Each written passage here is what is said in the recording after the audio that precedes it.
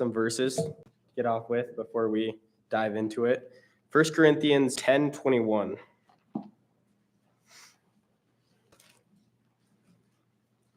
First Corinthians 10:21.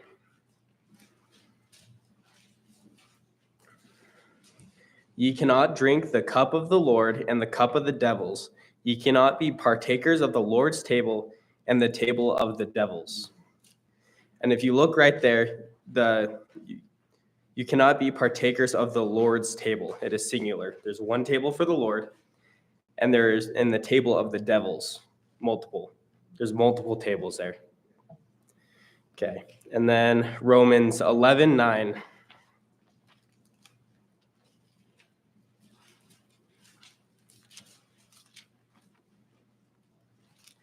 Romans 11:9. And here, Paul is quoting David here from the Psalms. And David said, "Let their table be made a snare, and let their trap a stumbling block, and a recompense unto them." Okay, Ezekiel 44:16.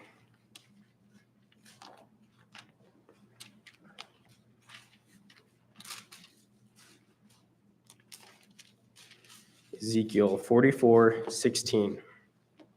And they shall enter into my sanctuary, and they shall become near to my table, and minister unto me, and they shall keep my charge.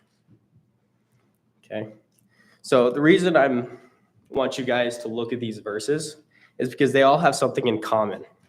They all involve a table. And what is a table?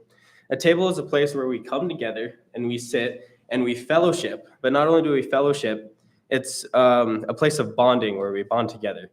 But not only that, it's also a place of business. It's a place where you come and you sit with the enemy, and you have to come to a common ground and figure out, okay, all right, why are you doing this?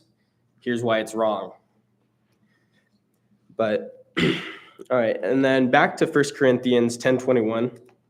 Because we got the two tables, we can see that there's two places to eat, right? You can either eat of the devil, and you can eat of his fruits, and you can be out in the world, or you could eat at the Lord's table, and you could come to church like we are right now. We're eating at the Lord's table. We are eating, we're growing, all right? So let's look at 1 Kings 18:19.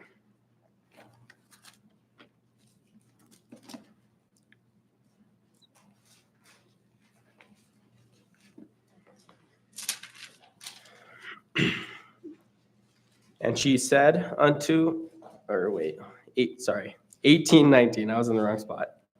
Now therefore send and gather to me all Israel unto Mount Carmel, and the prophets of Baal 450, and the prophets of the grove 400, which eat at Jezebel's table. Okay, so here it's saying it's her table. It's really the table of devils. But it's her table because it's her testimony, basically. It's her influence. It's her group of people. So same with Malachi 1:7.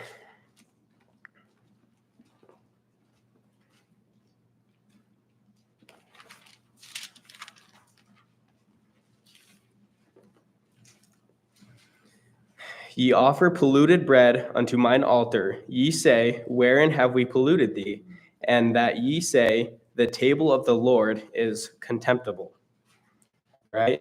So you can see that oftentimes, because we're out in the world, we will eat at the wrong table. And then we come and we bring it into the church and we offer it up. But it's rotten. It's worthless. It's bad fruit. So this here also ties into what Skyron and Grandpa Rick and Isaac were talking about earlier today, because the table is directly related to our testimony. Because in Psalms 23:5, thou preparest a table before me in the presence of mine enemies.